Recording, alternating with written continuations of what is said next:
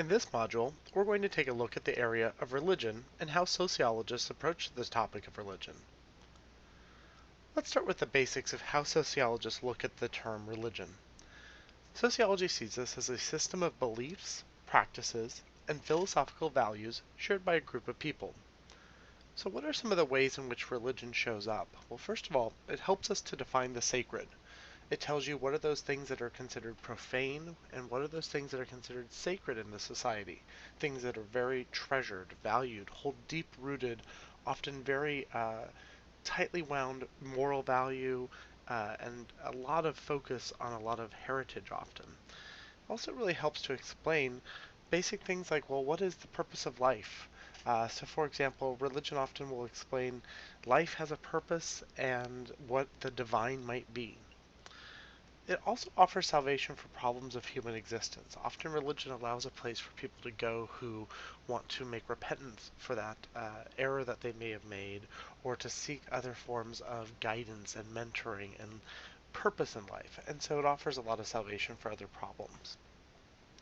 So as you start to think about the traditional elements of religion, the book will go into a lot more detail, but traditionally, most major religions will have elements of ritual and prayer, meaning that there's some daily ritual or some other form of making offerings, praying, or having sacred moments and having those very defined with clear norms.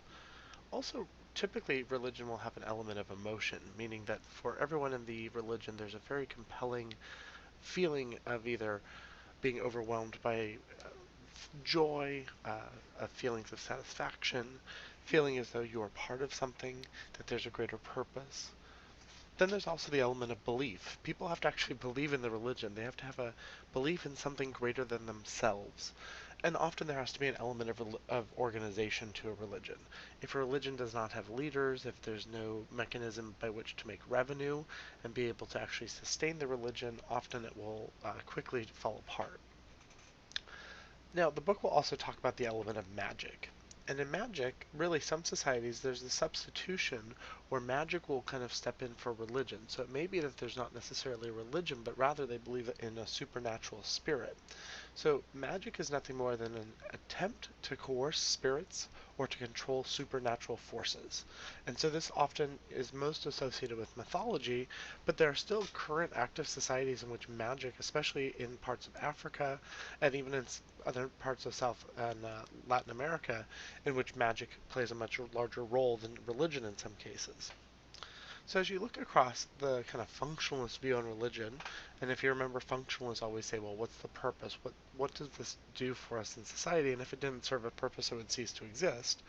They really see religion as satisfying individual needs, creating a real sense of social cohesion, establishing worldviews, meaning that there's given some sense of meaning to our social world. It's not just that we interact with one another, but functionalists really believe that religion helps us to understand a worldview, have a point of view, have a shared kind of sense of that purpose in society. And they also believe in adaptations to society, that religion in and of itself allows for adaptations to society, that religion will change, will help guide, and will also give people a sense of peace and calm during adaptations.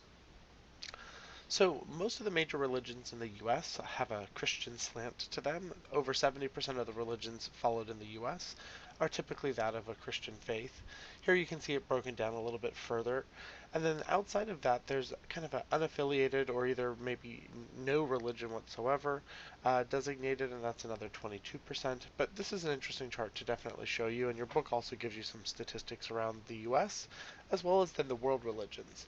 And just a reminder that Christianity around the world makes up about 33% of all religious followers. Right behind that is Islam at 21%, then Hinduism, and then Buddhism.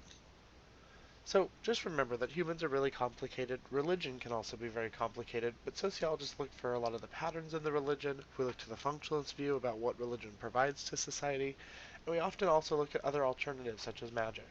Thank you so much, and I'm really hopeful that you enjoyed this chapter, and will continue to enjoy the rest of the chapters.